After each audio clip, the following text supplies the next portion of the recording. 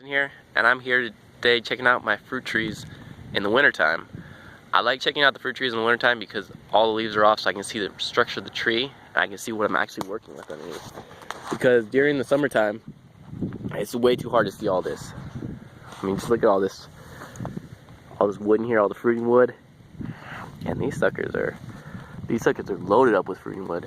In fact, this year I probably got, this is a burgundy plum, I probably got close to 70 fruit off him this year, and it looks like he'll be ready to go again for next year. So look at all that fruiting wood. And this is a product of just kind of keeping the tree smaller. I keep it about 8 feet tall, and so it kind of just develops a lot more fruit growth underneath here, and it kind of covers it nicely with leaves, so I'm not so susceptible to sunburn. And you can see right here, this one right here is a candy heart blueberry, and this one got covered in flowers last year, but I wasn't able to get it to cross-pollinate with anything. And in fact, it's getting ready to come out this year. It's a fairly early tree, but I don't know if you can see it. Right here, you can kind of see how it's coming out, which is a little bit too early for it, so probably not going to get any success from this one this year. And even this guy right here, he may not look like a whole lot, but I probably got close to 50 fruit off him. This is a sweet tree blueberry. And you can just see, look at all that. A bunch of fruiting wood there.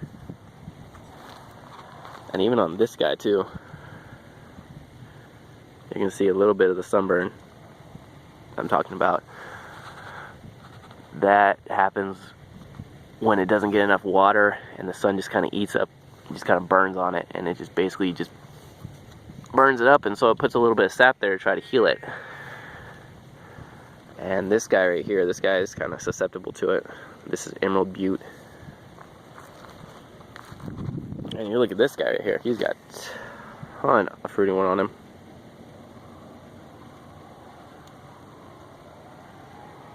This guy is the Loretta plum, and I haven't got to try him yet, so I'm really excited for this. But if you look here, I consider this exactly what I'm going for. I'm going for a smaller tree. Now, it may look like that's rootstock right there, but I promise you that is not rootstock. That is the actual tree. And so look how much branching I have on just a 7-foot tree. That is just so much potential right there to fruit. I love it. And I just like the fact that, like I said, I mean, if I'm getting about 70 fruit off second year tree, this will now be going into third year, which is typically a good fruiting year. So if I'm getting 70 off a second-year-old tree, I should be getting probably a lot more. That's after thinning too. So I'm not at all worried about production from these trees. I got plenty of production last year, and so I'm expecting a little bit more this year. Some of these are a little bit older, like these trees right over here. This one's 4 years old, and I've only gotten one piece of fruit off him. And these guys are 4 years old also. And I'm expecting, I got, probably between these two, I probably got about 50 fruit off the two of them last year. These two are both flavor grenades.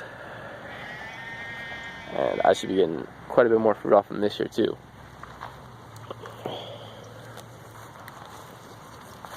And you can see this guy right here. He doesn't seem to mind at all. This is June Gold. Nice compact tree. He'll flower a lot. And these guys right here, these guys are about 5 years old. They're still only about 7 feet tall, which a lot of that has to do with me cutting them down. You can see I make an initial cut on them. These guys I cut really low at the start, and I don't let them get that tall at all. You can see I keep cutting them down, just so they kind of maintain that structure and they kind of get fruiting wood. Peaches only fruit off second year wood anyway, so just checking him, see if he's coming out. It's been a weird winter, and so we got a freeze kind of early this year in October, which is not very normal for us.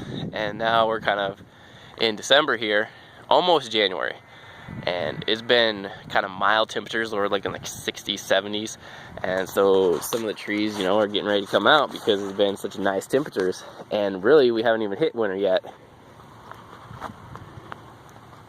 So that's where I'm kind of worried about my little candy heart plueri and my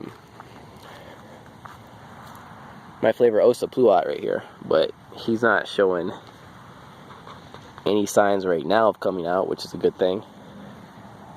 But he will probably be my next one out. And you can see all these trees, well, I'll say most of these trees are 3 years old. Some of them are 4 years old, a couple of them are 5 years old. And then even here, this guy right here, you see how big he is? He's 1 year old. He hasn't even been in the ground a full year yet. And you can see I cut him down to about knee high. And he's rivaling the others in growth height. He doesn't have the fruiting wood the other ones have, obviously. But that's why this year I'll try to keep him down in size. I'll probably cut him back and just encourage him to kind of grow more wood here in the middle, more fruiting wood. And so next year I should be looking at a little bit of fruiting wood to get, and hopefully you'll be able to enjoy this piece of fruit. And you can see, I mean, it doesn't necessarily always work out. I cut this guy knee high too. He's got a little bit of fruiting wood on him, but he's just a little guy. And that's because I didn't have him mulched that well. If you can see, I keep a lot of mulch on here, and that's one of the best benefits I have with growing my trees. This guy was surrounded by mulch the whole year. This guy wasn't, and so that made a huge difference on their growth. Because that right there is the same exact tree as this little guy right here. Both were cut to the same height. One just had mulch, one didn't.